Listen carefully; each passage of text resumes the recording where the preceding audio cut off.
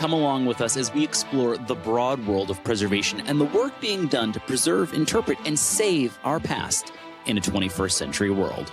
From aquaculture to historic foodways to forensic modeling, we're talking weekly with experts from across the globe. This is your host, Nick Redding. Welcome to PreserveCast.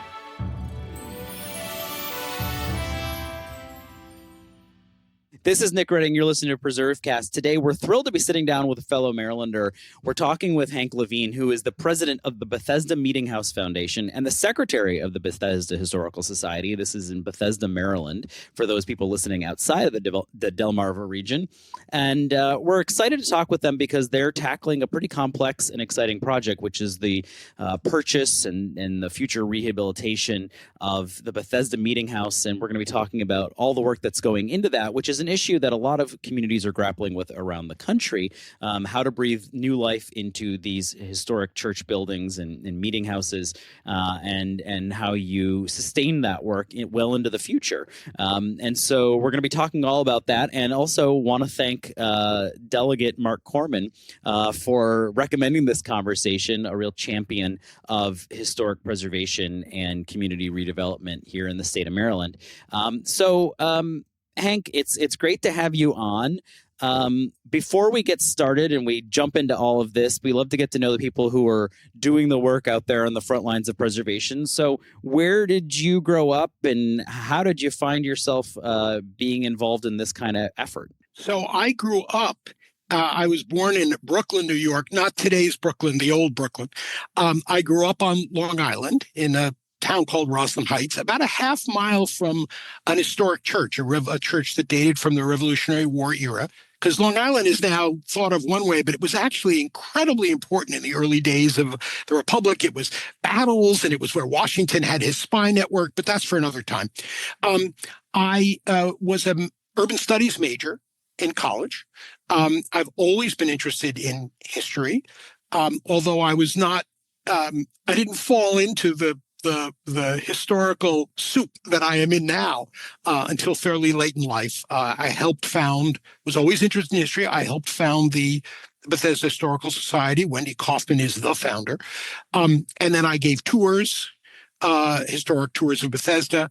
And we were always interested in this building, the Bethesda Meeting House, but we'll talk about how that opportunity came about. So this is actually the first historic structure I've ever been involved in. Although the first historic structure I fell in love with was the Christian Hurich mansion, which is, he was a beer baron, and his mansion is I think it is or was the headquarters of the Washington, D.C. Historical Society, just south of DuPont Circle. And that was near my office.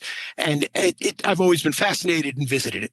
Yeah, I think we actually did a PreserveCast many moons ago with the society and talked about the beer baron of Washington, D.C., which is a fun interview.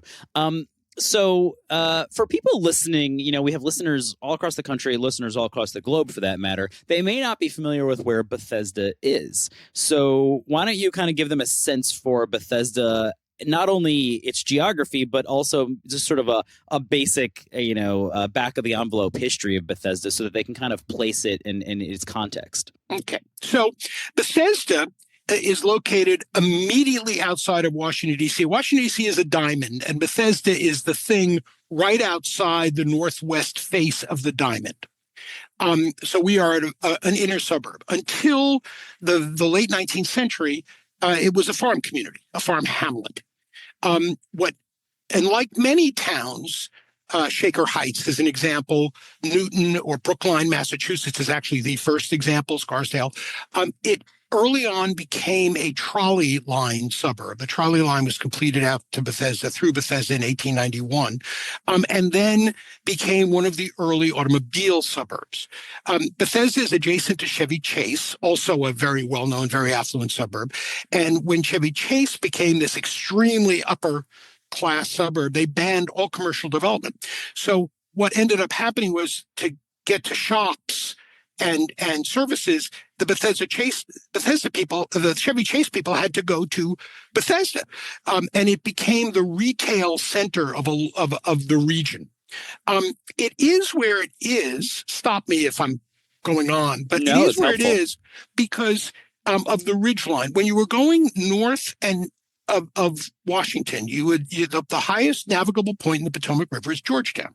So you could take a ship up to Georgetown. And at that point, if you wanted to get inland, you would go inland on an old Indian trail, the Seneca Trail, which followed the ridge line, the sort of elevated line, because it was dry and pretty level.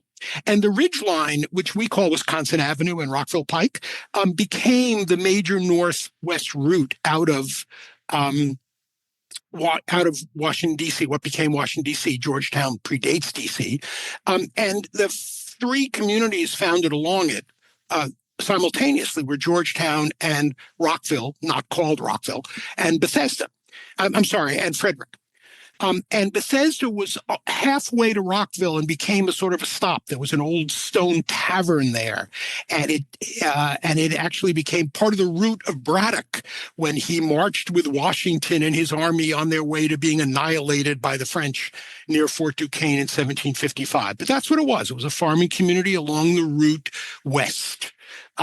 North and west of Washington, and then became a commuter suburb and is now an affluent, educated, classic American suburb like Newton and Scarsdale and Shaker Heights and New Trier and all of those.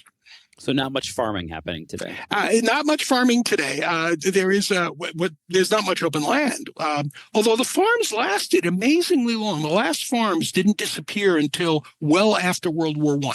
Wow. So that is fascinating. If anyone's visited the area, it's as you've described, there's not a lot of open land left, but some open land does exist around a site that you're engaged in. Some does, some does, some does. I mean, it's notable. You actually know, at least I noticed it when you drive past it, that there's some green there. So. Obviously, you mentioned that you were associated with the Historical Society, and now there's this foundation. And you mentioned, I think, before we hit record, that there's overlapping leadership, but they're not subsidiaries or legally connected to each other. So that suggests that the opportunity to engage around the Meeting House came after the Historical Society. So talk to us about the opportunity and I suppose even backing up from that, what is the Bethesda Meeting House and how does an opportunity there arise? So let's start with that. So the Bethesda Meeting House has a fascinating history. Of course, it has a fascinating history. Everything does. And its survival is a wonderful fluke, but we're thrilled by the fluke. The settlers along Wisconsin Avenue, Rockville Pike, moving basically west from Baltimore in the middle of the 18th century. They were Scots-Irish. That meant they were Presbyterian. And fairly early on, by 1750, they had founded a Presbyterian church was founded in Offutt's Corners. You've never heard of Offutt's Corners, but you may have heard of Potomac. And Offutt's Corners' name was changed to Potomac in the 1880s. And so there was a church there, Cabin John. And about 70 years later, what started to happen was the population started to grow along the road. And so the diocese, the synod in Baltimore said to the church in Potomac, what's now Potomac, you really need to follow your flock. And so they bought some land in 1820 along the brand new Rockville Pike. It was a turnpike it was the old road, but it became a turnpike 1818 to 1820. With tolls and everything. Bethesda was the site of a toll gate. And they bought and they built a meeting house, the Bethesda Meeting House. Meeting house was a term that nowadays is associated with Quakers mostly, but in the colonial period, in the early 19th century, it just meant a church. Frequently, it was the first building in a town. So this was the Bethesda Meeting House, and it was built in 1820. It burned in 1849, about the same time as a parsonage was erected next door. They immediately rebuilt it. So the current building dates from 1850, and the parsonage, which is a house, we don't use the word Victorian in America. I don't understand why, but so instead we use terms like cottage Gothic style, but it's Victorian. And it was built 1849, 1850. And those buildings still stand. They have been changed and altered The parsonage was greatly renovated and changed in the 1880s to become high Victorian Queen Anne style. But the church, except for its front, looks pretty much exactly the way it did in 1850. Including things like the slave gallery, because there were enslavers who belonged to the Bethesda Presbyterian Church. The church named the town. The town did not name the church. It was the site of the first post office because Protestant ministers in the middle of the 19th century were as poor as church mice. So he needed a side gig. So the minister became the first postmaster. He left soon after, and the post office closed. But when they reopened it, a later minister lobbied to change the name to Bethesda, and that happened permanently starting in the 1870s. So the town is actually named for the church, and it's a miracle. Perhaps theological or perhaps just fortunate, that it survived. It survived because it's on a bad terrain, tall, rocky location. The church moved downtown in the 1920s, sold it to a Washington socialite, a woman named Kelly, and she used it as her summer home. That was an area of summer mansions. The Grosvenor Mansion, the guy from National Geographic, the Hamilton Mansion, which you've never heard of, but you may have heard of the Stone Ridge School, which is located there. Cook's Hill, famous place that hosted the Norwegian crown princess in World War II. That was a mansion there. There was a mansion that became an estate that became the site of NIH. So that whole area was a line of mansions. And Miss Kelly used the church. She used the church as her studio. She was a sculptor of some renown. She did a famous sculpture of the wife of President Coolidge, and she used the place as her summer place. When she sold it, it was held for a few years by a Christian missionary society and then was acquired by a Baptist church, Temple Hill Baptist Church, and they used it as their church from 1952 to basically 2022. The church essentially died out eventually. They wanted to sell it for development, but by then it was historically protected. And the church had no members and no money. So in the end, they were willing to sell it to us, to a foundation formed for that purpose, and it was saved. It had some close shaves. I'll give you only one more example. I can go on forever on this. I love this stuff. In 1950, they tried the order, the White Christian Brothers. That was the color of their robes, not their race. The White Christian Brothers tried to sell it for apartments. And there was a big brouhaha because the community rose up and said, we already have enough place for apartments in Bethesda. And the zoning commission agreed, so they turned down the request to have two 12-story buildings. So even though there are now lots more apartments, that space was not allowed to be used for apartments. And then in the late 70s, it was historically protected. So by a series of fortunate accidents, the church, the meeting house, the parsonage next door, and the cemetery, which is still owned by Bethesda Presbyterian just north of it, they were all saved. And we acquired them in the end of 2023. And I mean, you suggest it's all kind of by accident or not, but happy accidents, and that, at this moment it was saved. But it also took people standing up locally to save it. I mean, even though it was protected, it didn't mean that it was going to be rehabilitated. And I mean, so there's a little bit of active participation on the parts of people like you to make sure this happens. To be fair, and I'm not more than a little bit. So yes, the church, as I said, died out. Well, in the process of dying out, it had no money. So the buildings were neglected would be a kind way to say it. They were literally falling apart. I have pictures. I have the receipts, as we say today. The Historical Society had been interested in them. I mean, it's the church that named Bethesda. The congregation, while it was alive, did not want to sell or frankly cooperate with us. And then there was a lay minister, and he died. He was the second minister. But when he died, they literally had nothing they could do. They took a new leadership, as I said, tried to sell it for development. Well, but it was a ruin, close to a ruin. And so we were very fortunate, but we also, I'm being honest here, we also were very engaged. So It took a while, over 18 months, to negotiate the purchase. We had then to start stabilizing the structure. We had to raise money. We got very, very lucky. A couple who unfortunately still want to be anonymous donated six figures so that we could buy the structure and begin to restore it.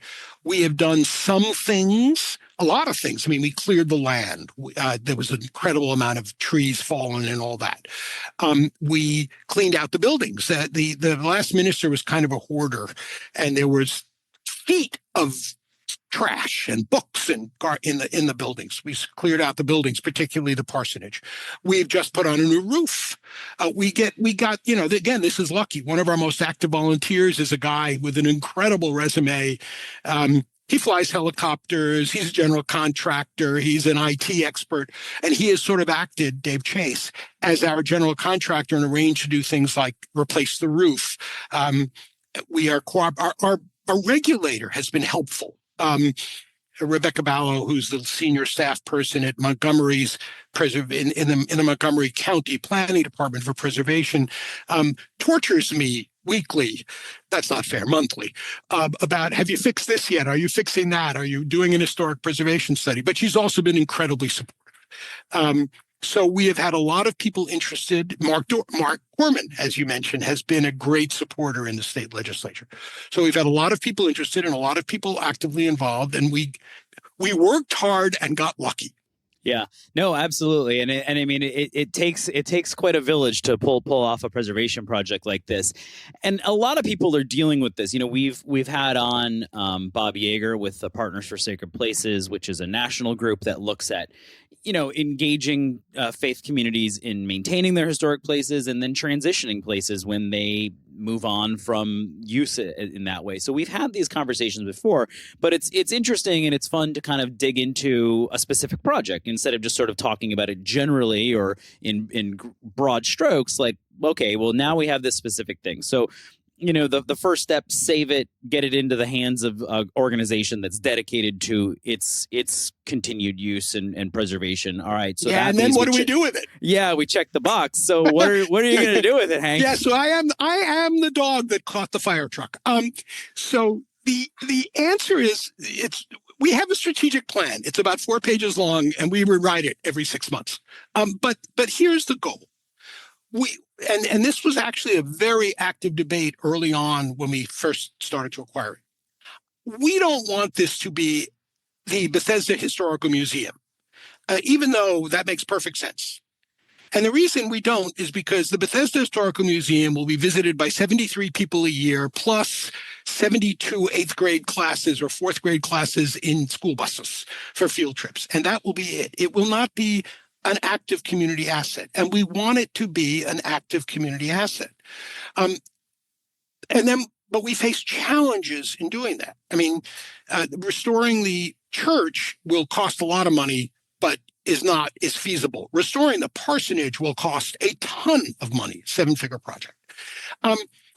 Oddly enough, the church predates modern zoning and modern codes. So, for example, Rockville Pike is a state highway, and there are access and egress challenges. And the State Highway Administration is extremely supportive, but also very concerned about too many cars coming in and coming out. How do we have another entrance? How do we get fire access? So if it's not, as I used to say, if it's not one thing, it's your mother.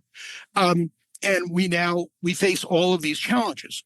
So what we're looking for, I mean, you do the ideal, right? This is the strategic plan.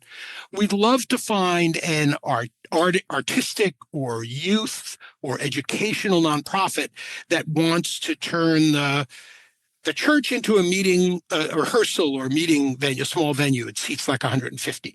The parsonage could become offices. The preservation means you have to preserve the outside, but under Montgomery County rules, you can do whatever you want on the inside.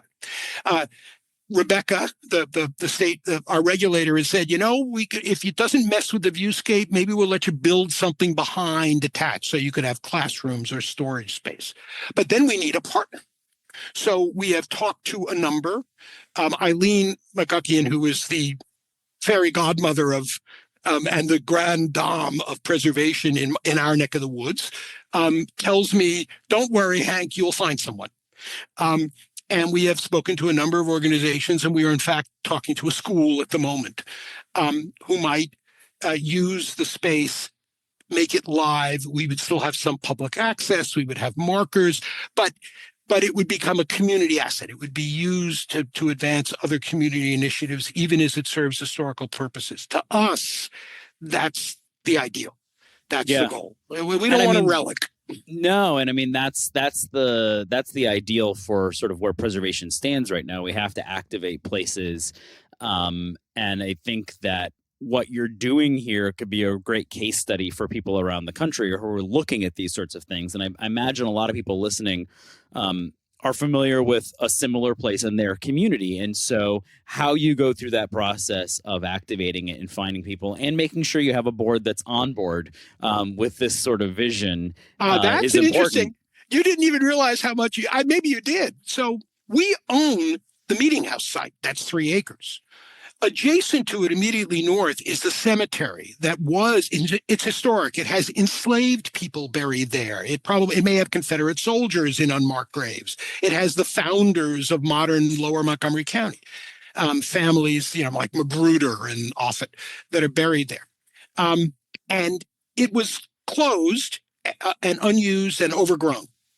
And we are working closely with the church, Bethesda Presbyterian Church, which still owns it, but which is now located in downtown Bethesda, right near where I live, to see if we can't work up something that preserve. In fact, one of our people, Dave Chase, has already begun fixing monuments, cleaning them, making the ones that fallen over, erecting them. We've cleaned off the grounds, but the church has to agree. Well, one of the members of the church, in fact, what is the sort of congregational president, it's not called that when you're a Presbyterian, but that's what he is on our board. And he's a PhD, retired PhD, what do you call the map guys? Cartographer. And Ron Graham. And he's, worked with us and encouraged us, and the minister has been encouraging, but we have to work with them. And we now have a thought. One of the ways you do this is, now learning. You don't do A or B or C, you do all of the above. So we are exploring, this may not happen, but we are exploring reopening the cemetery, not for graves, but for a columbarium. So people could have ashes, could erect a little wall that would be historically compatible. We would have a columbarium that we would then use, and people could buy niches. That's what you have in a columbarium. We could use the church for services. So people could have funeral services once it's fully restored, which we think will happen. And then we need parking and all that. But that would be a potential use. Another potential use is to make the church a venue. Could it be an art gallery?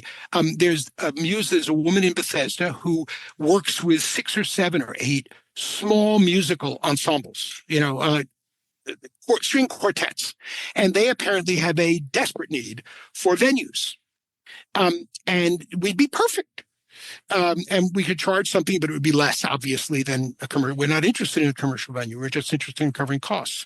So you end up with all these different ideas, and what group or combination of them can you put together that will preserve and use the space? And like you said, if we stay lucky, and we work hard, and we end up realizing even a portion of the dream I have outlined to you, this will be a wonderful example. And it has the ingredients. It's this beautiful 3-acre wooded site, only a mile from downtown Bethesda, along the Rockville Pike. The views are amazing. You stand up there, you see downtown Bethesda, you see the Mormon Temple, you see Rockville in the distance. It's, as I said, it's wooded, it's treed. There are deer. There's a family of deer that lives there, along with some foxes, in the middle of an urban area. But we have to get lucky, and we have to keep working so that we can make it happen. So you've mentioned a couple times that you suspect you'll be able to get the church probably done first before the parsonage because it of would the be scale easier. of it. Once we can solve the access problem, we think there's some termite damage, but the church is a much smaller building challenge than the parsonage. So what kind of work has to happen there? Well, that depends. I mean, Dave Chase is the guy in charge of this, and we're also helped by Bob Eisinger, who's a prominent Montgomery County developer who has done some historic renovation. I mean, part of it is, you mentioned you have to get your board to buy in. You have to get lucky and get the right people on the board, and we've been very fortunate that way. So if it turns out to be a lot of termite damage, we may have to do some reconstruction. Otherwise, it's mostly cleaning out. The roof actually does not leak, although we may improve the roof. The pews, the original pews, when Bethesda Presbyterian left in 1952, they very rudely took the pews with them. In fact, one of them is still in their church, but the Baptist church put in new pews. So and they're in great shape. So we probably want to put cushions on them, but we don't have to rebuild the pews. There's no power. Well, there is power because we've restored it, but there's no water, and the county will insist before giving us a building permit that we run water to it and probably put in a toilet. Probably, for sure, we'd have to put in a toilet, running water. We may have to put in sprinklers. So there's stuff to do, but I can't believe I'm saying this way. That's probably a low 7-figure number, whereas the parsonage is a couple of 7-figure numbers to get it where it needs to be. And then the site is a couple of 7-figure numbers to create the access and egress and how you make it work. So we in a little bit of a conversation before we went on, you mentioned that you guys do some project management for historic sites, and you're my next phone call. Yeah. Yeah. No, I mean, but it sounds exciting. I mean, I think it's, I think a lot of people around the country deal with similar projects, so it'll be exciting to kind of watch this one come together as it is for others. And there's varying scales of projects too. I mean, this has land issues with it, which sometimes urban properties don't have, but and it has multiple structures, so it's got a lot of challenges. But it also has a lot of utilities. It's septic, although this may be sewage, but how am I going to run the electricity to this building? And not to mention increasing the water line and getting the water line the answer is to your implied question is yes. Yeah, it has a lot. So for people who are listening who want to learn more about it, or they want to throw a donation your way, where can we send them? And are there going to be opportunities, even before the restoration is done, to get out there in the future to see it, or where can they learn about those at least? So that's a great question. There's 2 quick answers. So first of all, we do have websites. One of our other board members, Vice President David Shart, is terrific at that. So he runs websites. So there's not only Bethesda Historical Society.org, there's also Bethesda Meeting House.org. One word in each case, www. And there are donation, you can make a donation there. And you can also learn and get links to a lot of the history and stuff. I'm sure this podcast will be put up with a link if you let us do that. Absolutely. On the both sites. And they do donations. I think it's the second Sunday of every month, Wendy Kaufman, president of the Historical Society, treasurer and secretary of the foundation, Wendy hosts a volunteer day out at the site, and people clean things. They build gardens. They're doing some gardening. We've done other minor, smaller projects, restoration projects, and of course we give tours. So if someone wants to see the site, and if you want to get notice of all this, you can join the Bethesda Historical Society, which costs the unbelievably fabulously enormous sum of $25 a year. And then you get newsletters from us, and you get invited to these kinds of events, as well as things like historical tours of Bethesda that we put on. So you can get involved. We have, I've already mentioned a bunch of the volunteers. We also have somebody who works on membership, and we have people who work on historical research. It's amazing what you can find when you start digging today online, including about the Meeting House. I'll give you a great example of this. So there's a bell. Church has a bell, and the legend was that it was a Paul Revere bell. So we brought in, and we did a bunch of research, and we brought in the bell people. There's a whole thing, a scientific word for bell, and they have their whole society. And the bad news is it's not a Paul Revere bell. The good news is it is pre-Civil War. It's probably very historic. And now we're going to research and find out more of the provenance on the bell. But we've got somebody looking at that. So there's a lot of opportunity to get involved. It's a great community project. Mark has been out with his kids, Mark Borman. Many of the other people in Bethesda, important people like Bruce Adams, retired town councilman, Connie Morella, retired congresswoman, have visited the site. And it's just, like I said, really cool. Well, that's a ringing endorsement for it, and do you feel pardon the pun about the bell? And then we'll put all those links in the show notes so people can check those out and find out opportunities to get out there and see it, particularly as spring comes and it's an opportunity to get outside and see cool places around the state.